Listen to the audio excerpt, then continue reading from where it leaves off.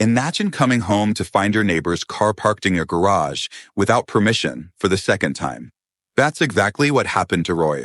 After months of his entitled neighbor Cheryl treating his property like her own and weaponizing HOA rules against him, he finally snapped. His revenge?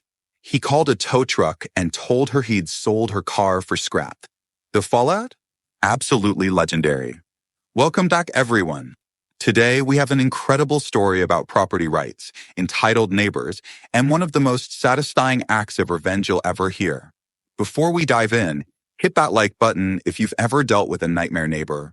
Trust me, the way Roy handles this situation is both clever and completely justified.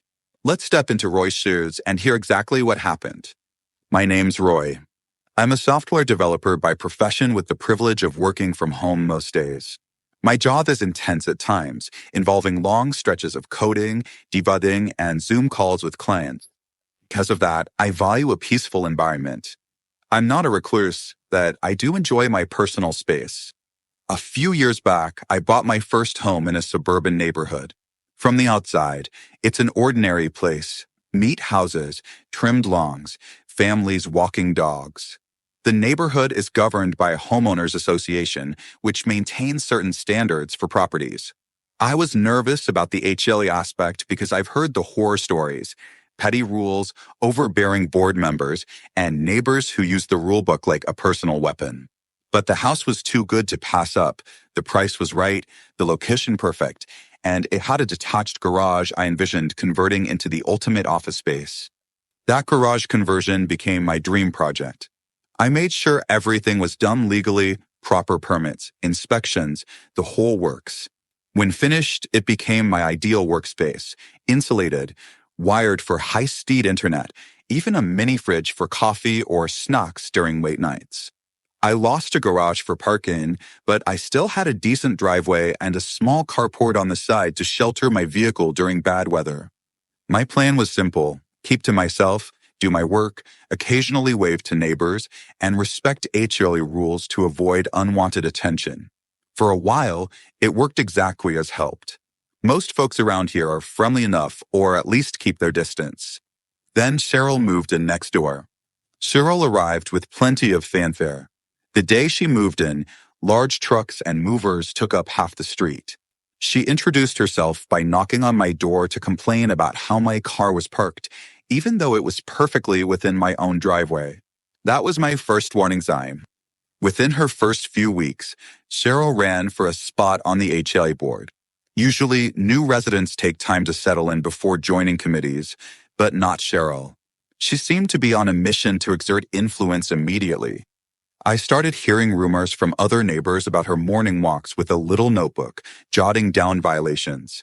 Rumor or not, it wasn't hard to believe once I got my first official complaint letter about my succulent garden not being approved vegetation under HOA guidelines. I'd chosen succulents specifically because they're low maintenance and drought tolerant, and I'd seen others with similar plants. Still, I received a formal notice. Then came another complaint. My garbage bin was left out too long after trash collection. I'm usually diligent about rolling it back in, but sometimes work calls run late or I forget for a few hours. Apparently, that was enough for a second warning. I tried to brush it off, figuring Cheryl was just being overzealous. In reality, it felt less like rule enforcement and more like personal policing. Her tone was consistently authoritarian, as if she was itching to scold someone. Over the next few months, I kept my interactions with Cheryl to a polite minimum, a forced smile here, a short nod there. Yet I had the growing sense she was watching me more than any other neighbor. I'd occasionally see her peering over the fence at my yard or walking by my driveway. There was something unsettling in the way she observed me, like she was searching for the slightest transgression. What bothered me most wasn't the official letters or quiet stares. It was the sense that my peace, which I'd worked hard to maintain, was being chipped away. I'd moved here for tranquility, especially because I worked from home. Having an HOA that policed trivial matters was one thing, but a neighbor who used it as her personal enforcement tool was another entirely. Then came the day that changed everything, the day she parked her car in my carport without asking. It was a stormy afternoon with dark clouds and electricity in the air. I was on an important Zoom call discussing a big software rollout. My headphones were on, and I was concentrating hard. I vaguely heard a car horn blaring, but ignored it since I was speaking. When the meeting ended, I stepped outside to stretch my legs and see what the ruckus was about. That's when I saw Cheryl's car sitting under my carport as if it belonged there. She was leaning against the driver's side door, tapping on her phone. I walked toward her, and the moment she noticed me, she waved me over as if to say, "Finally, you came out." "Hey," I said, keeping my tone neutral. "Is everything okay?" She smiled a smile that didn't reach her eyes. "Oh, I just needed a place to park because the street's flooding." Admittedly, there were some pretty big puddles forming along the curbs, but that was no reason to take over my carport. "I understand the letter's bad," I said politely, "but you really should have asked. This is private property, and it's from my car." Her demeanor changed instantly. She went from politely dismissive to outright offended. "You don't own the rain," she snapped, voice dripping with condescension. "It's an emergency situation, and the HOA rules allow for emergency measures." I was taken aback. I wasn't aware of any rule that says you can park in someone else's carport just because of a storm. She shrugged and said, "Well, we can talk about that at the next HOA meeting." Then she got into her car and reversed out, leaving me standing in the drizzle, my heart thumping like annoyance. In the weeks that followed, a proposed new regulation circulated among HOA members, a rule forcing homeowners to share parking during emergency weather conditions. The moment I saw it, I knew exactly who was behind it. It listed reasons like public safety and flood avoidance that seemed carefully crafted to justify someone's personal convenience. I voiced my objection by email, stating that while I understood the need for cooperation during truly dire situations, this rule was too vague and easily exploitable. My concern was obvious. It would give people like Cheryl carte blanche to decide what constituted an emergency. By then, Cyril had rallied sympathizers who believed it was a good neighborly gesture. The rule passed by a narrow margin. That incident sowed a seed of distrust in me. If Cheryl had the audacity to park in my carport without asking and then manipulate the HOA rules to validate her actions, what else was she willing to do? A few weeks after the carport fiasco, I had to run errands and ended up working from a coffee shop downtown. By the time I returned home, I noticed something was off. The side door of my converted garage, my private office, was slightly ajar. My first thought was that I must have forgotten to lock it, but that was unusual. I'm meticulous about home security. Cautiously, I approached and peeked inside. To my utter shock, there sat Cheryl's SUV right in my garage, next to my desk and computer setup. My heart dropped. Had she forced her way in? Had I left the code unchanged? I found a small handwritten note taped to my office chair. "Needed a place to park. The old code still worked. Hope you don't mind," smiley face. No apology, no sense of wrongdoing, just an exclamation mark as if we were best friends sharing a garage. My mind raced. The old code was something I'd shared with Cheryl months earlier for a one-time inspection of a minor construction detail. She'd asked to see how I'd installed the new insulation because she was considering a similar project. I'd given her the keypad code because she claimed she wanted to check it quickly while I was out. I thought I'd changed the code right after, yet apparently, she'd either memorized or stored it somewhere and noticed I hadn't updated it. I stood there, anger and disbelief swirling inside me. Who does that? The sense of violation was intense. This was my office, my personal workspace, not some communal area. She had no right or permission to just waltz in and park her car. I went outside and double-checked the keypad. Sure enough, the digital lock was still set to the old code. My memory must have failed me. I immediately changed it, punching in a new combination and testing it. But first, I had to move her car. Given that her SUV was parked right in the center of my garage, I didn't feel comfortable driving it. Instead, I waited, and sure enough, Cheryl came strolling over about an hour later, wearing the casual smile like she was just dropping by a friend's house. "Hi, Roy," she greeted, voice unnervingly cheerful. "Is something wrong?" I noticed to change the code. I stared at her, taking a slow breath to remain composed. Yes, I did. I came home and found your car in my garage again without my permission. This is a private space. You can't just park here whenever you feel like it. She laughed. Relax. No harm done, right? The weather was looking bad, and I thought better safe than sorry. She moved toward the driver's seat as if she expected me to simply wave it off. I stood my ground. Cheryl, this isn't a matter of weather or convenience. You trespassed on my property. Do you understand that? I want to make it crystal clear. This cannot happen again. If it does, I'll have to consider taking legal action. That's when she rolled her eyes and her face twisted in annoyance. Fine, she muttered. I didn't think it was that big of a deal, but whatever. Then she got into her SUV and drove away, leaving me seating. That night I lay awake in bed, a million thoughts rushing through my mind. Was I dealing with a neighbor who simply had no boundaries, or was there something more? Her casual attitude unsettled me.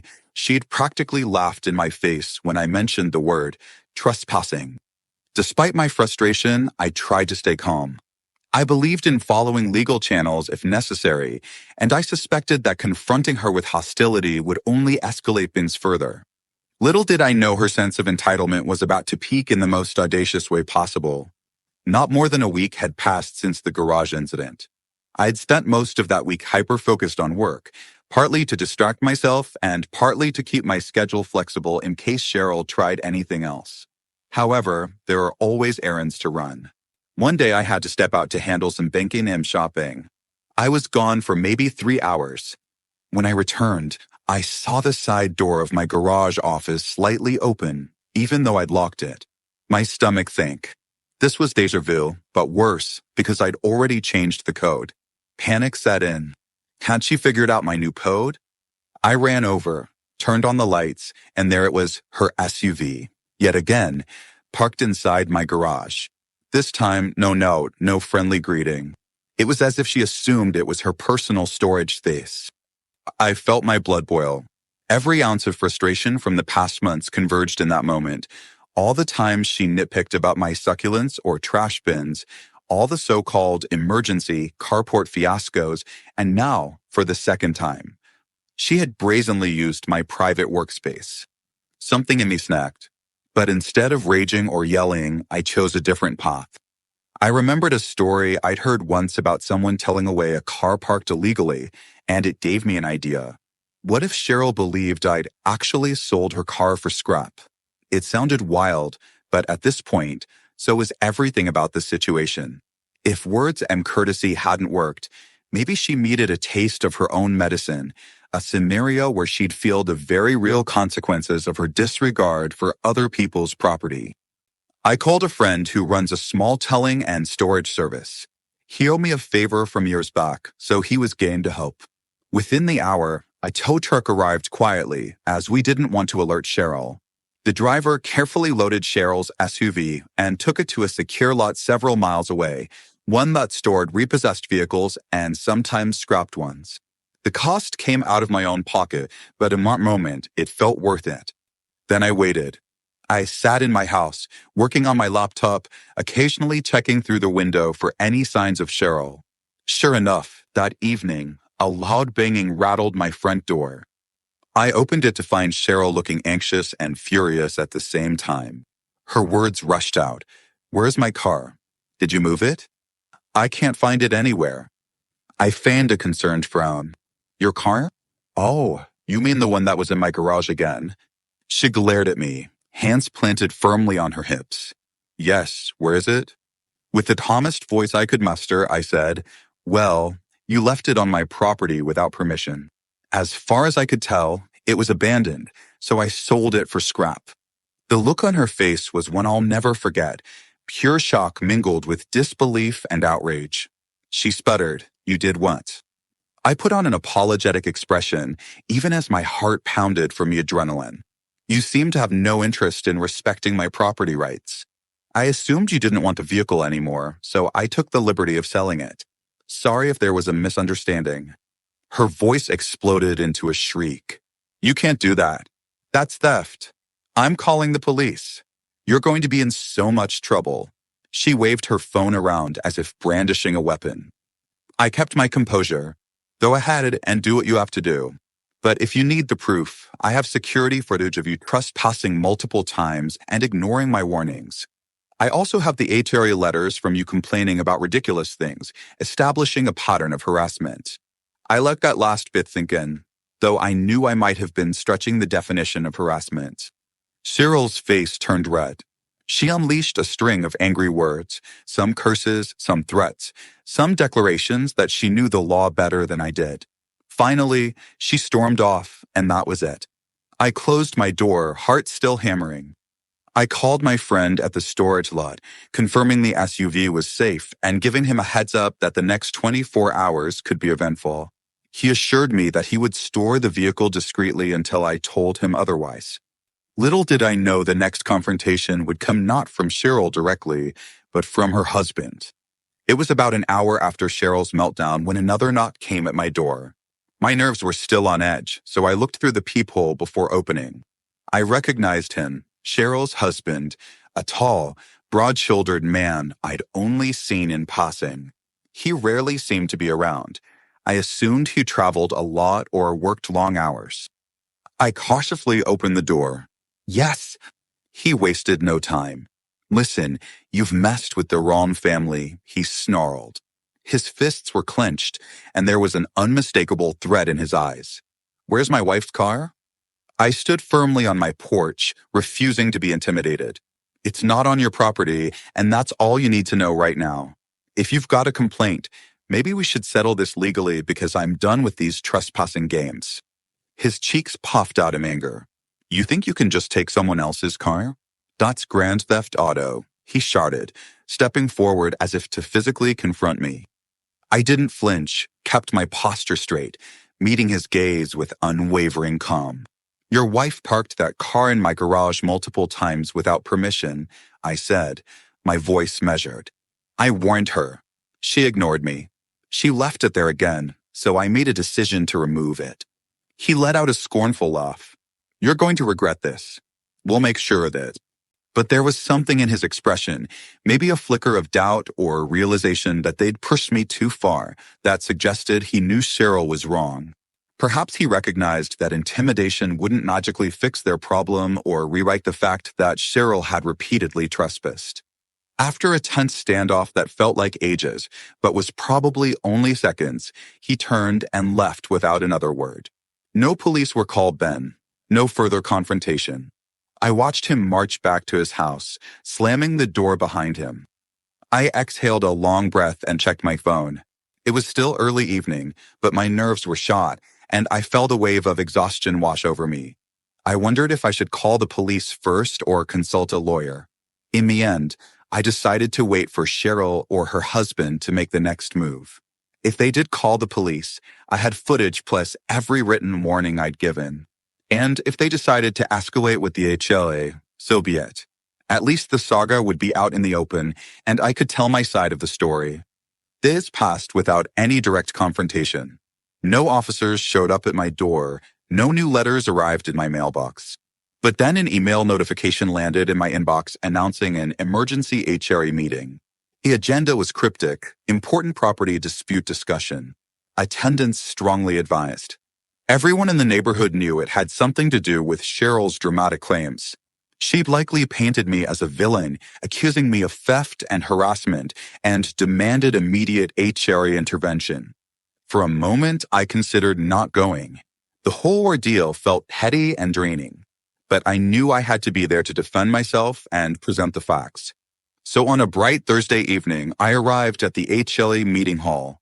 It's a modest space, usually used for casual gatherings or official HOA business. This time, it was packed. Word had spread that something major had gone down between me and Cheryl. The air buzzed with curiosity and tension. I took a seat near the front, carrying a folder of documents, security footage stills, printouts of my warnings to Cheryl, and copies of her frivolous complaints about my succulents and trash bins. My lawyer, a level-headed person I'd consulted earlier, joined me. He'd come to ensure that if things got heated or legal threats were hurled my way, I have someone to back me up. Cheryl sat on the opposite side of the room next to her husband, looking smug in an official HOA board seat.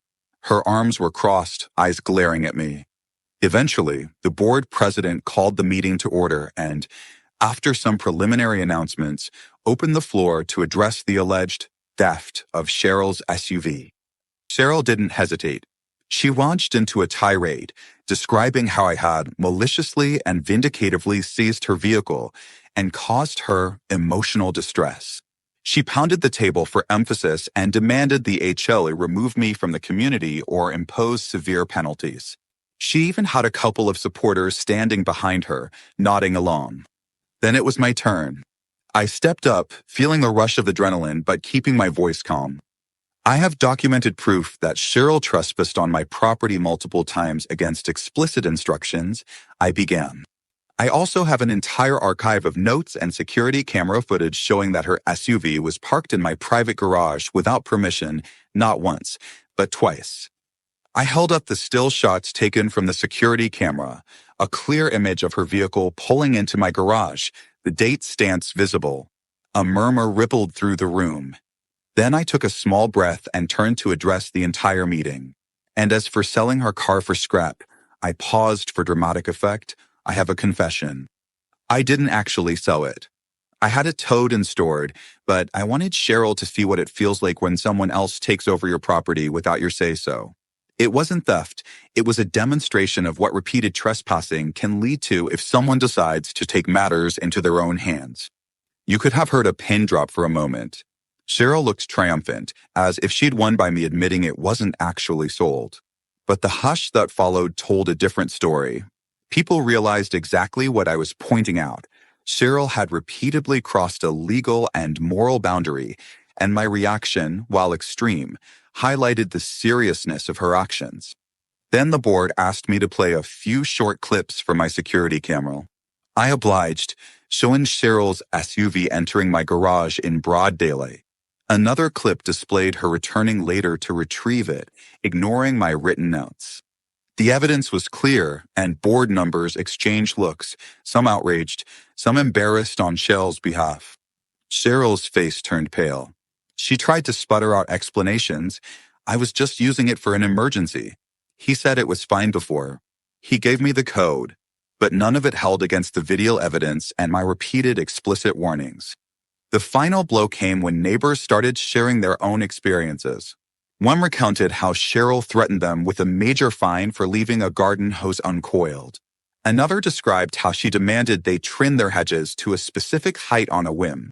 Several mentioned she had casually suggested that her friend on the board could make life difficult for anyone who refused to comply.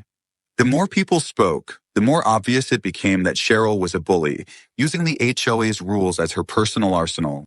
The board president, who had been neutral until then, finally addressed Cheryl. "We appreciate your previous service on the HOA board, but this behavior is unacceptable. Our community guidelines are here to protect the neighborhood, not to be misused for personal vendettas. Your actions, trespassing, intimidation, violate the very principles we stand for." Cheryl sat there, red-faced, as an emergency vote was called to remove her from the board immediately. It passed with a landslide majority. She tried to argue that I'd orchestrated a smear campaign, but the evidence was too damning. Once the meeting concluded, the tension in the room hung thick. I stayed behind to talk to a few neighbors who wanted more details. Many congratulated me for standing up for myself. Some, however, pulled me aside to voice their concern that my approach, pretending to sell her car, was risky. I acknowledged that it was a gamble, but one that I felt forced into. They nodded, understanding that I tried reason first to no avail. In the days that followed, it was as if a dam had broken. People who had been too timid to speak up about Cheryl's overreach began reporting old stories and violations she had pinned on them. The HOA board, now free from her influence, promised a thorough review of its policies to ensure no one else could abuse the system as Cheryl had. They also made it clear that real emergencies, like serious flooding or natural disasters, might warrant shared resources, but it would involve direct communication and official guidelines, not random trespassing. Cheryl, on the other hand, kept a low profile. Her once frequent presence inspecting lawns and peeking into windows seemed to vanish overnight. I'd see her husband come and go, but not her. Rumor had it she was putting the house on the market. Indeed, not long after, a "for sale" sign appeared in front of their yard. A few neighbors said they saw prospective buyers touring the place, but Cheryl never accompanied them. I guess she was humiliated, too embarrassed to face the people she'd spent so long trying to dominate. A few weeks later, moving trucks arrived early in the morning. By midday, they were loaded and gone. I was in my garage office finishing up some design work when I heard a car door slam. I stepped out, partly from curiosity, wanting closure. There was Cheryl, standing by her car. She caught sight of me. For a moment, we locked eyes, then she looked down, a look of defeat, or perhaps regret, flickering across her face. I gave a small nod, not in triumph but acknowledgement that this chapter was ending. She climbed into her car and, just like that, she drove away. With Cheryl gone, the neighborhood vibe shifted. A weight had been lifted off everyone's shoulders. The HOA took steps to ensure fairness, no more ambiguous rules that one person could manipulate. The new board even hosted a community potluck to foster a more neighborly spirit. I made sure to attend, partly to set an example that despite everything, I was invested in maintaining a positive relationship with everyone else. As for my garage office, I had the keypad changed twice for good measure and added another layer of security with a motion detector. My next-door neighbors, the ones on the other side, who had never given me any trouble, noticed the new devices and asked if everything was okay. I told them a bit of the story, and they shook their heads in disbelief at Cheryl's audacity. It's been months now, and life has mostly returned to normal. I am no longer worried about stepping outside to find someone else's car in my workspace. My succulents are thriving. Turns out they're perfectly fine under updated HOA guidelines, especially now that no one's itching to use them as a reason to cause trouble. I still keep all my documentation from that ordeal, though. You never know when you might need proof that you were justified in taking action, especially when dealing with difficult neighbors. I learned a valuable lesson in boundary setting. Before, I might have let small things slide. Cheryl's condescending remarks, her random checks for violations, her sense of entitlement. But each time I tried to be polite, it only emboldened her more. Eventually, it took a drastic measure for her to realize that she couldn't walk all over me. It wasn't just about her car, it was about my right to feel safe and respected in my own home. And that's the story, guys. There's no denying it was a roller coaster. Starting with small aggravations like complaints over plants and garbage bins, all the way to someone brazenly letting themselves into a private garage. It's the kind of situation that makes you shake your head in disbelief. But as we've all seen, things like this do happen in real life, especially when HOA rules can be interpreted in ways that allow for personal power plays. Now, here's my take on it. Roy handled the situation with a mix of patience, evidence gathering, and a dash of creativity. He didn't charge in yelling or start slinging threats. He documented everything. He tried being direct and civil. Only when that failed did he set out the scenario where Cheryl would truly understand the impact of her actions. Some might say his tactic was extreme, but in the end, it worked. Cheryl was forced to confront the ramifications of treating someone else's property as her own. If you're facing a similar situation, remember this. Document everything. Written complaints, photos, security footage, timestamps. These are your best defenses if someone is constantly infringing on your rights. And if the matter escalates, consult a legal professional. As Roy showed us, you don't need to resort to violence or intimidation. Calm, methodical steps backed by evidence can be incredibly powerful. For people who might find themselves in Cheryl's position, thinking it's no big deal to overstep on someone else's property, think twice. Trespassing is illegal for a reason. It violates someone's sense of safety and ownership. And threatening someone after you've already broken the rules only digs you deeper into trouble. If you have issues with a neighbor, your best path is respectful communication. And if that fails, legal or community-based mediation, not invading their personal space. If you enjoyed the story, make sure to hit that like button and drop a comment. Let us know your thoughts. Do you think Roy went too far, or did he give Cheryl exactly the lesson she needed? We love hearing your perspectives. Thank you for watching, where real stories meet real consequences. Until next time, stay respectful out there, folks, and take care of each other. We'll see you soon for another eye-opening story.